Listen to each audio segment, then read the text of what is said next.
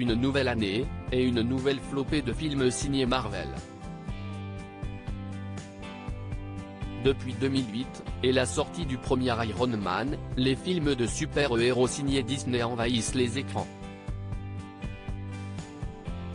Après Thor Love and Thunder et Black Panther Wakanda Forever en 2022, voilà qu'arrive le troisième opus d'Ant-Man, avec dans le rôle du grand méchant Jonathan Major.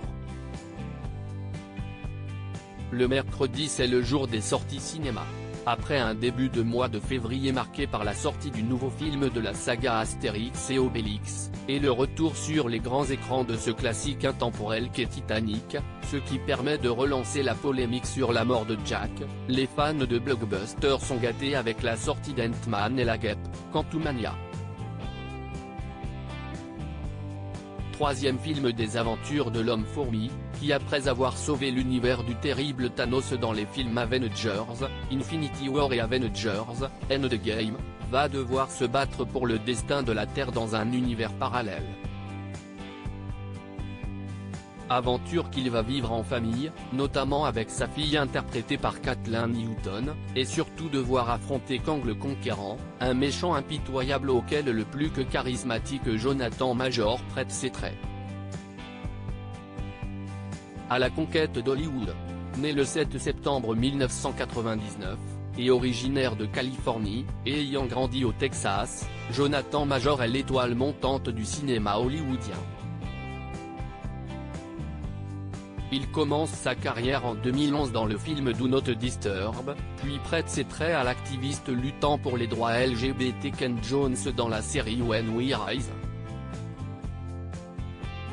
Si par la suite il enchaîne les rôles secondaires, notamment dans le western crépusculaire Hostile aux côtés de Christian Bale, il se fait connaître des cinéphiles grâce au film The Last Black Man in San Francisco sorti en 2019. Dans ce film produit par le studio indépendant A24, l'acteur incarne Montgomery Allen, un jeune poète et dramaturge qui s'interroge sur le monde qui l'entoure dans le San Francisco actuel.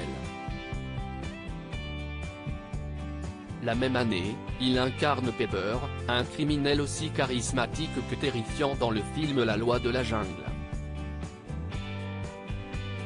Il tourne par la suite sous la caméra de Spike Lee dans le drame sur la guerre du Vietnam d'A Cinq Bloods, Frères de sang. En 2020, il prend la tête du casting de la série d'horreur Lovecraft Country pour HBO et se fait remarquer du grand public. Il y incarne Atticus Freeman, un homme luttant contre le racisme et de gros monstres dans une Amérique ségrégationniste. Engagé, il prête ses traits au personnage historique de Nat Love, un cow-boy afro-américain jusqu'alors oublié de tous, dans le western de Netflix The Harder They Fall, aux côtés de Regina King et de Idris Elba. En 2023, il incarnera de nouveau une grande figure de l'histoire américaine, Jesse Leroy Brown, le premier aviateur naval afro-américain de l'histoire des États-Unis. Aujourd'hui à l'affiche d'un blockbuster à très gros budget, l'acteur a toujours rêvé grand, comme il le révèle à W Magazine. Je veux dire, mes rêves sont intenses, affirmait-il. Et surtout il se sent bien sur les plateaux de cinéma jouer me permet de me sentir libéré. Jouer ne devrait pas être quelque chose de non dangereux, mais il y a une forme de sécurité.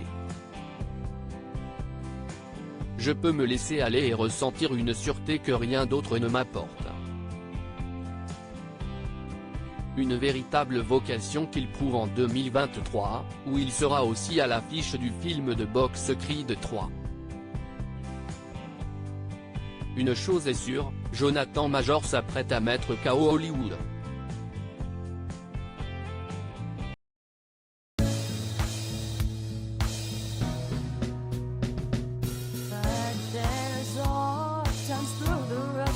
I think you can let me know. Sit down, sit back, let me help you out. 'Cause step